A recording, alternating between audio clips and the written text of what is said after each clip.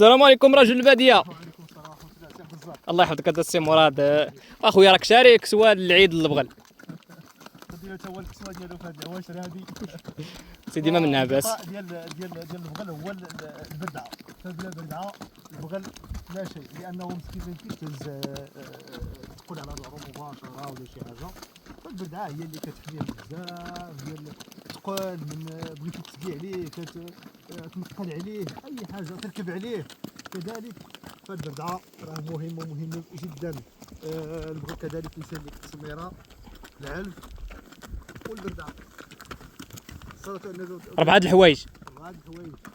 وزيد عليها حتى انك تغسل ليه مره باش ما يتغوفش يبان مزيان وتهلا فيه. هذاك الشيء اللي كاين. تركب عليه هو مسكين جا من الحاجيات، تسوقنا سوق ثلاثاء وضغما، جبنا البردعه وهزنا حنا كذلك. هذه هي الكتكات ديالنا. وكيسقي الماء عاود. ويسقي الماء للاسف اخي عبد الرزاق، واخا مازال هذا الخبر مازال ما عمرني نشرتو للمتابعين. يعني صراحه شويه خبر ما متابعيه، وهي عين زبزار. عين زبزار نشرت مره اخرى. وهذا دليل قاطع اخي عبد الرزاق، يعني الاشكال كاين في الصندة. سبب الصندة. داك الشيء اللي كاين.